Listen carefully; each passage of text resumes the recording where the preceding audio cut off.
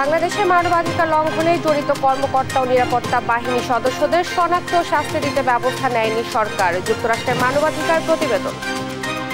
ঢাকায় কাতারের আমির শেখ তামিম বিকেলে প্রধানমন্ত্রীর সঙ্গে বৈঠক হবে। 11 চুক্তি ও সমঝোতা স্মারক সই। আলোচনা হবে মধ্যপ্রাচ্য পরিস্থিতি নিয়েও।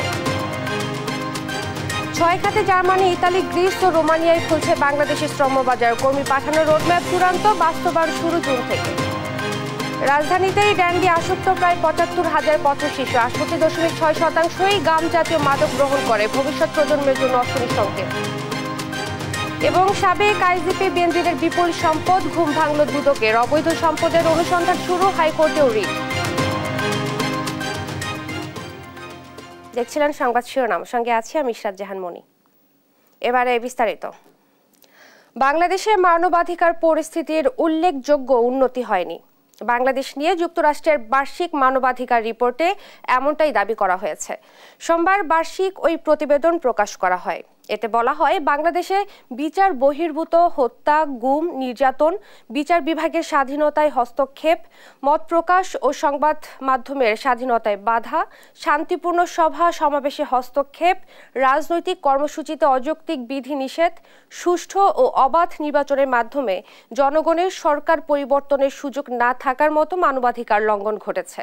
মার্কিন পররাষ্ট্র দপ্তর বলছে, মানবাধিকার লঙ্ঘনের ঘটনায় ব্যাপকভাবে দায়মুক্তি দেওয়া হয়েছে। মানবাধিকার লঙ্ঘনকারী কর্মকর্তা বা নিরাপত্তা বাহিনীর সদস্যদের চিহ্নিত করতে এবং শাস্তি দিতে পদক্ষেপ নেয়নি সরকার। যুক্তরাষ্ট্র বলছে, বাংলাদেশে আইন শৃঙ্খলা রক্ষাকারী বাহিনীর হাতে গুম ও অপহরণের ঘটনা অব্যাহত আছে। 2023 সালে বিচার বহির্ভূত হত্যাকাণ্ড কমেছে উল্লেখ করে প্রতিবেদনে বলা হয়েছে, গেল বছর 8 জনের বিচার বহির্ভূত হত্যা ও নিরাপত্তা বাহিনীর হেফাজতে মৃত্যুর খবর মিলেছে।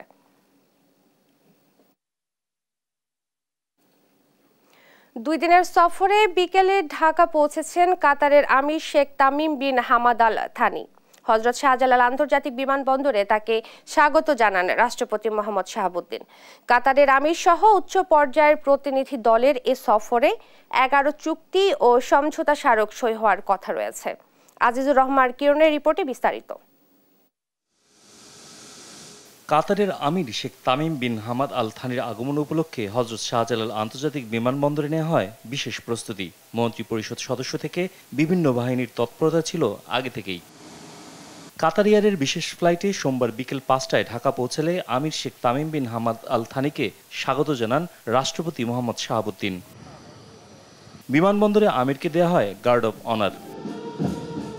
সফরের দ্বিতীয় দিন মঙ্গলবার সকালে গণভবনে প্রধানমন্ত্রী শেখ হাসিনার সঙ্গে বৈঠক করবেন কাতারের আমির। দুই শীর্ষ নেতার বৈঠকের পর দুই দেশের মধ্যে 11 চুক্তি ও সমঝোতা স্মারক সই হওয়ার কথা রয়েছে। মধ্যপ্রাচ্যে বাংলাদেশের শ্রমবাজার বিষয় এবং বাণিজ্য সহযোগিতা বিষয়ে এই সফর গুরুত্ব বহন করছে বলে মনে করছে পররাষ্ট্র মন্ত্রণালয়। এই সফরে 11টি দ্বিপক্ষীয় দলিল স্বাক্ষরের কথা রয়েছে, তার মধ্যে 6টি চুক্তি এবং 5টি সমঝোতা স্মারক।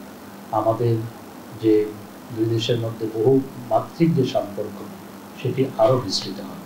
মঙ্গলবার বিকেলে কাতারের আমিরের নামে মিরপুরের কালশী এলাকার বালুর মাঠে নির্মিতব্য পার্ক ও মিরপুর ইসিবি চত্বর থেকে কালশী উড়াল সড়ক পর্যন্ত সড়কের নামকরণের ফলক উদ্বোধন করবেন সফররত আমির।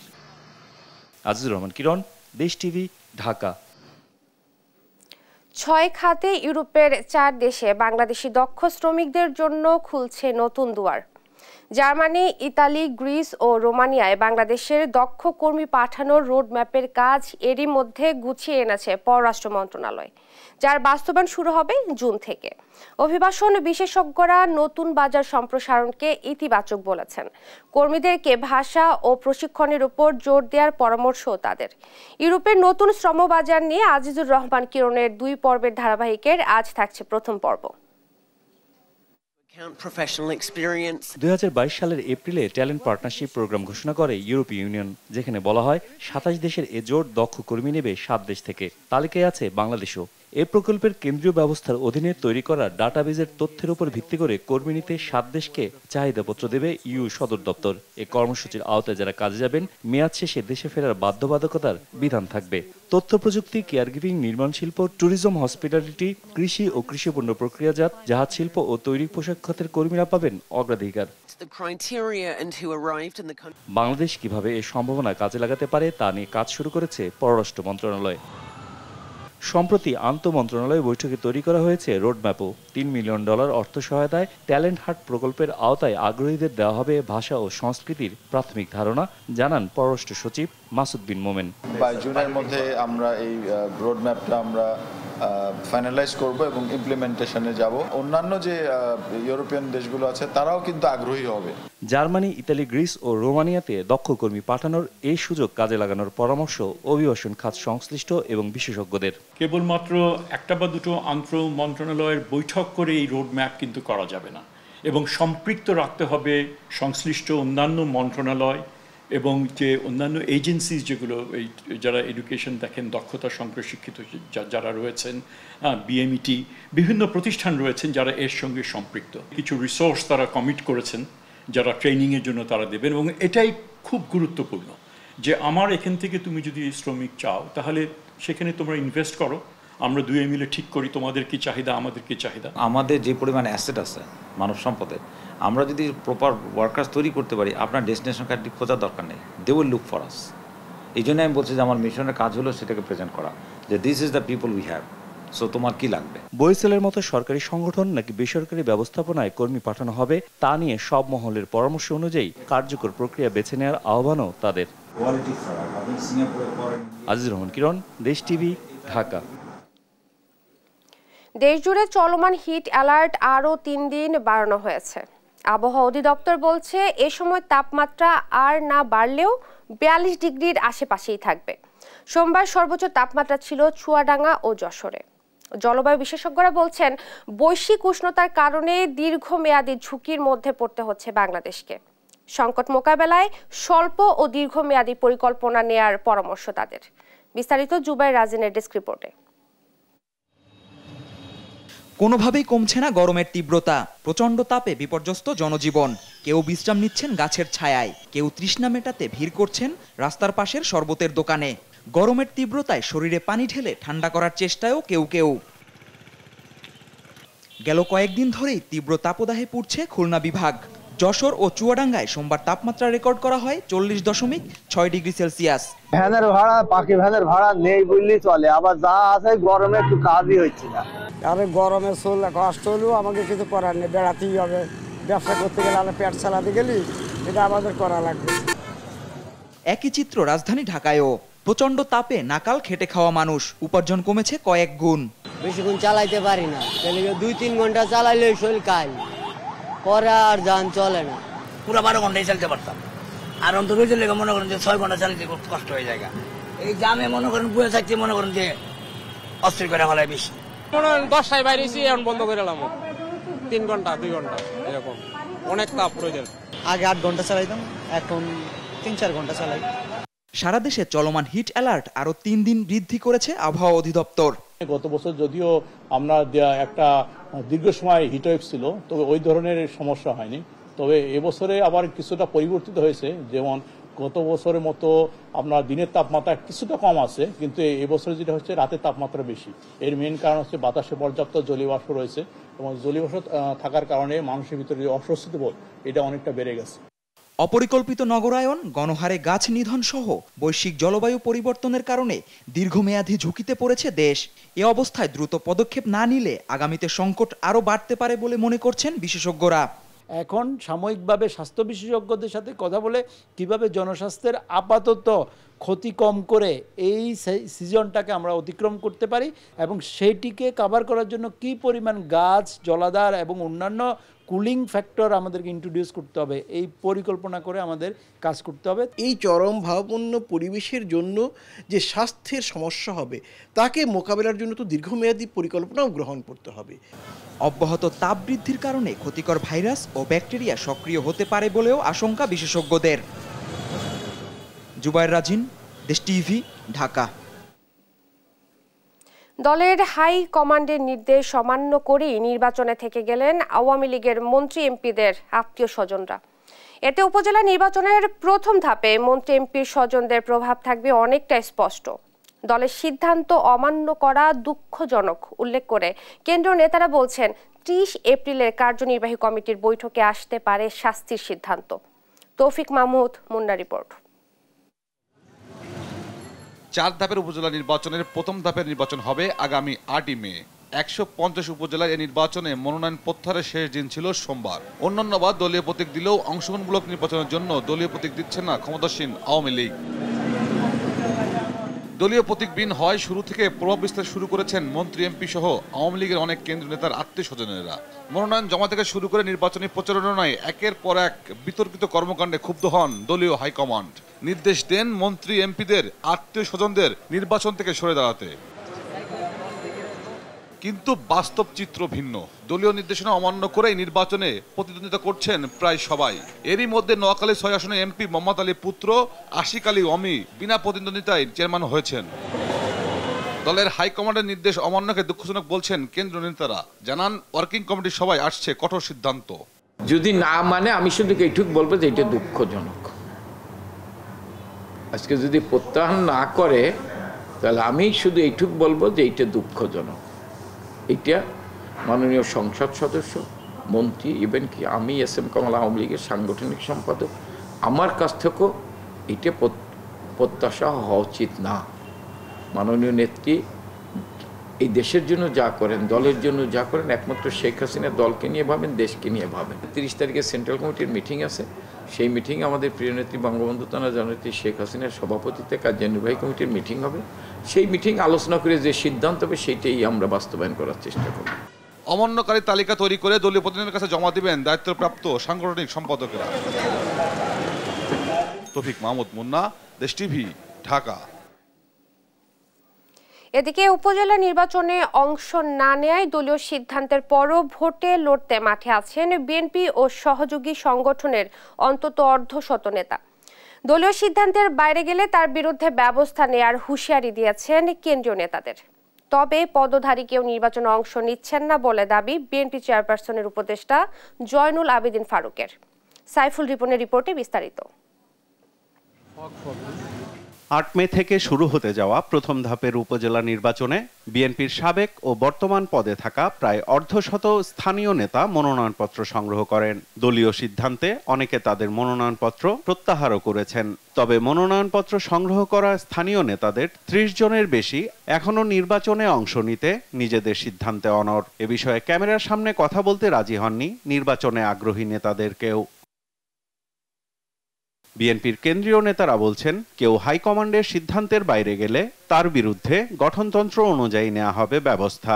এই শীর্ষ নেতৃত্ব সারা দেশে এবং ইউনিয়ন, থানা, জেলা লেভেলের নেতৃবৃন্দের সঙ্গে কথা বলেছে। সবাই একই সুরে বলেছে এই সরকারের অধীনে কোনো নির্বাচন নয়। দলে যারা আছে তার মধ্যে যদি কেউ আমাদের দলের নির্দেশনা অমান্য করে তাদের বিরুদ্ধে সাংগঠনিক ব্যবস্থা এবং একেবারে সাধারণ সদস্যের পদ থেকে তাদের সমস্ত পদ থেকে দল থেকে অব্যাহতি দেওয়া হবে এবং সাংগঠনিক ব্যবস্থা গ্রহণ করা হবে। আর নির্বাচনে আগ্রহীদের অনেকে বিএনপির রাজনীতির সাথে জড়িত নয় দাবি করেন দলের চেয়ারপারসনের উপদেষ্টা জয়নুল আবেদিন ফারুক। মিডিয়ার তৈরি, এটা কিছু পত্রিকার তৈরি। বাংলাদেশে এমন কোনো নেতা নাই যার পদবি অনেক বড় তারা নির্বাচন অংশগ্রহণ করেছে। তৃণমূল পর্যায়ে যার পদবি নাই সে কোনো তারিখ বহিষ্কার করার দরকার নেই, যেহেতু তার পদ নাই, পদবি নেই। আমরা সাফ জবাব দিয়ে দিয়েছি, যতদিন এই সরকার থাকবে ততদিন কোনো নির্বাচন নয়। উপজেলা নির্বাচনে সোমবার ছিল প্রার্থিতা প্রত্যাহারের শেষ দিন, আর মঙ্গলবার হবে প্রতীক বরাদ্দ। সাইফুল রিপন, দেশ টিভি, ঢাকা। সংবাদ সকালে আরো থাকছে।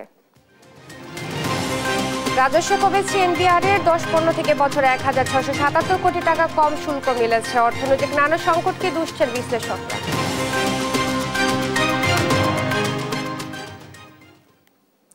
শুধু রাজধানীতেই ড্যান্ডিতে আসক্ত পথশিশুর সংখ্যা প্রায় ৭৫,০০০। মাদকাসক্ত পথশিশুদের মোট সংখ্যার ৬৮.৬% গাম জাতীয় মাদক গ্রহণ করছে। এই অবস্থাকে আগামী প্রজন্মের জন্য অশনি সংকেত বলছেন বিশেষজ্ঞরা।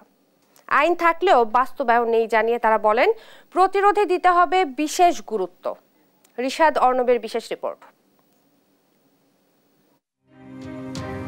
রাজধানী ঢাকায় প্রতিদিনই পথশিশুদের মধ্যে অদ্ভুত এক চিত্র দেখা যায়। পলিথিনের মধ্যে কি নিয়ে যেন নিঃশ্বাস নিচ্ছে অল্প বয়সীরা। প্রতিদিন বোতল টুকিয়ে যে টাকা হয় তা দিয়ে দলবদ্ধ হয়ে এ গাম দিয়ে নিঃশ্বাস নিচ্ছে তারা।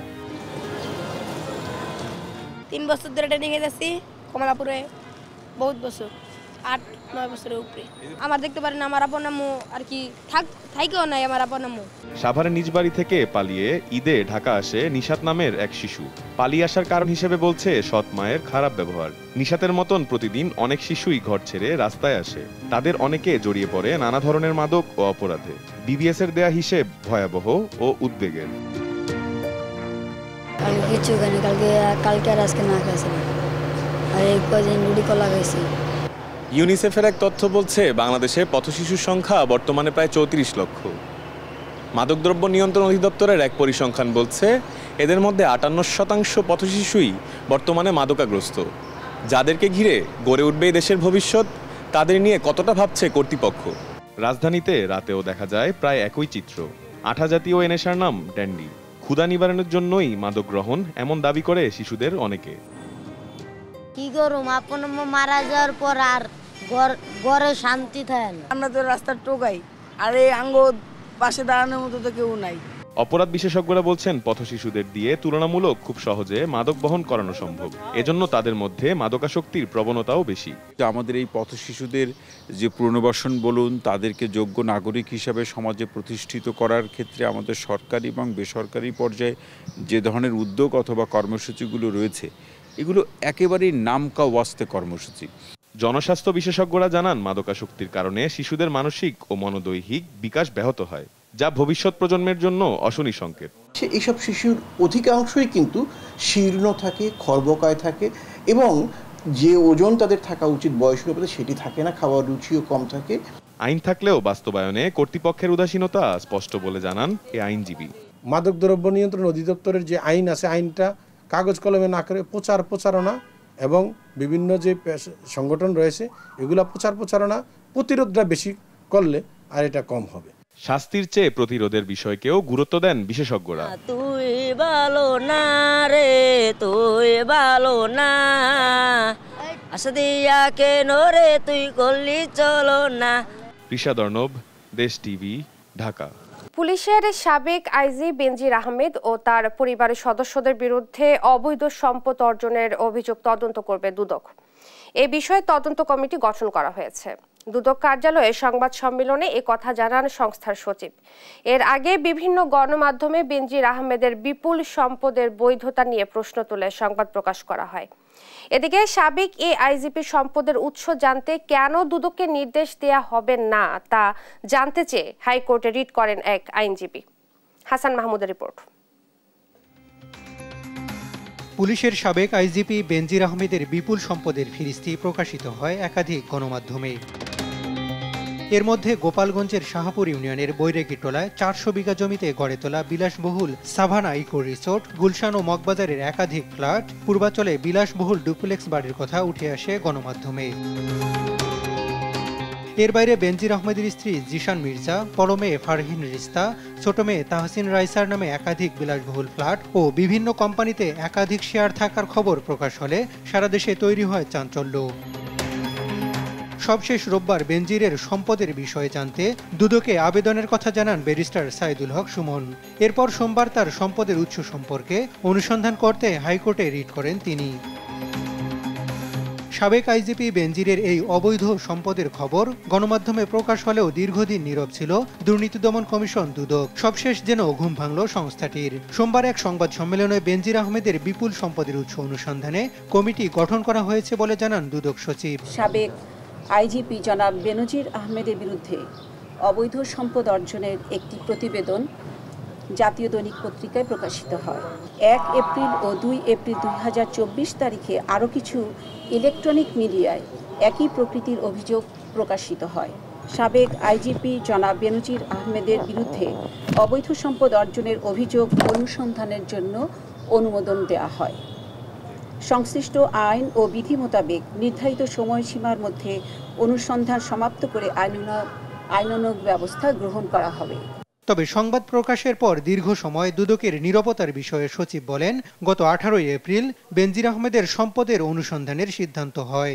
আমাদের 18 তারিখেই সিদ্ধান্ত হয়েছে, কিন্তু আমাদের কিছু আপনারা জানেন মিনিটস তৈরি করতে হয়, কমিটি গঠনের একটা অফিস আদেশ করতে হয়, এই কাজগুলি করতে একটু সময় লাগে। এদিকে বেনজির আহমেদ ও তার পরিবারের বিপুল সম্পদের উৎস নিয়ে সংবাদ প্রকাশ করায় দেশ টিভির বিরুদ্ধে আইনি নোটিশ পাঠিয়েছেন সাবেক আইজিপির আইনজীবী।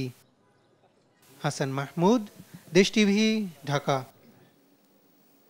সংবাদ সকালে আরো থাকছে। ভারতে কংগ্রেস ক্ষমতায় এলে জনগণের সম্পত্তি মুসলমানদের বিলিয়ে দেবে, মোদির মন্তব্যে তোলপাড়, বিরোধীদের তীব্র সমালোচনা।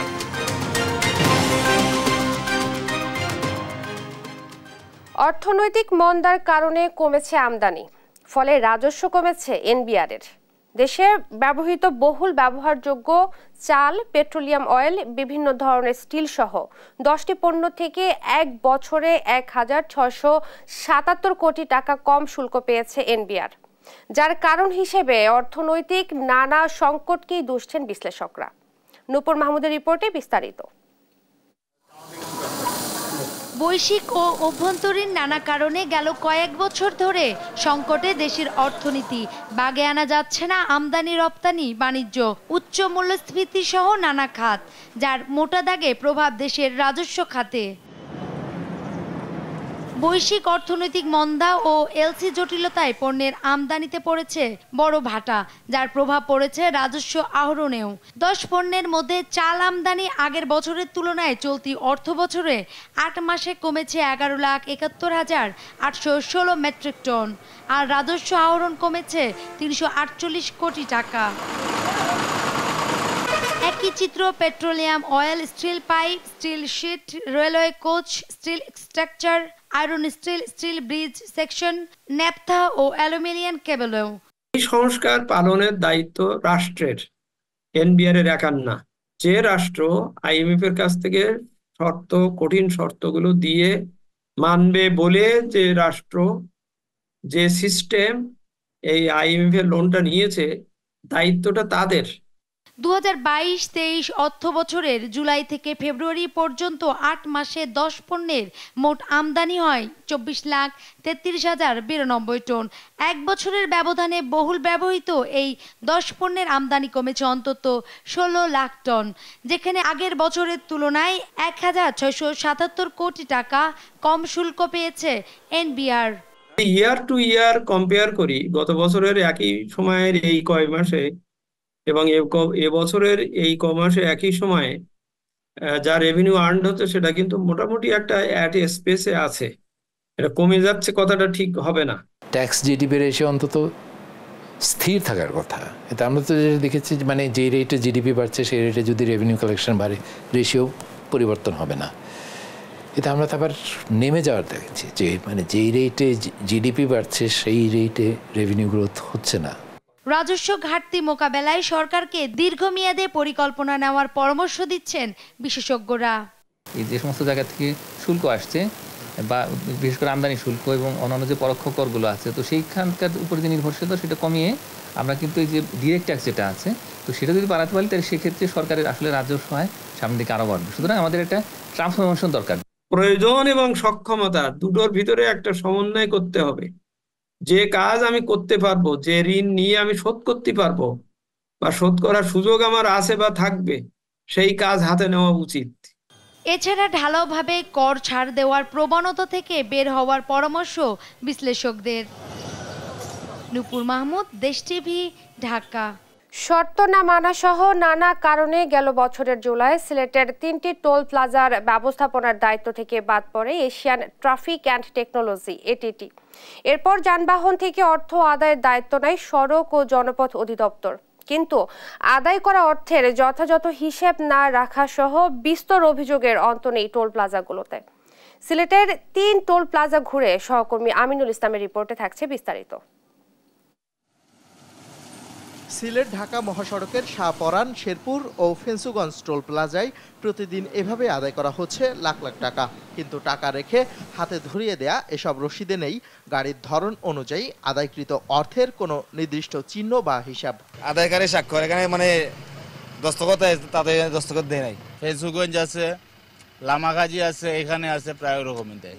রসিদে নেই সিলমোহর ও আদায়কারী কর্তৃপক্ষের স্বাক্ষরও। দেয় না, এটাও আজকে দিল, মনে করে আপনারা চেক করে করিয়া এ বাস্তব জায়গা চেক করে করি যে দিছে, আমি এটা কোনোদিন দেয় না। তো তাদের কোনো সিন্ডিকেট আছে, এটা এই টাকা মানে আমার মনে হচ্ছে যে সরকারে এই টাকা পায় না। গেল বছরের জুলাই থেকে এশিয়ান ট্রাফিক অ্যান্ড টেকনোলজি এটিটিকে বাদ দিয়ে সিলেট ঢাকা মহাসড়কের শাহপরান ও শেরপুর টোল প্লাজা, সিলেট ফেন্সুগঞ্জ মৌলভীবাজার সড়কের ফেন্সুগঞ্জ টোল প্লাজায় যানবাহন থেকে টাকা আদায় করছে সড়ক বিভাগের লোকজন। তবে সরকারি নিয়োগের বাইরে অন্যদেরও দেখা যায় তুলতে।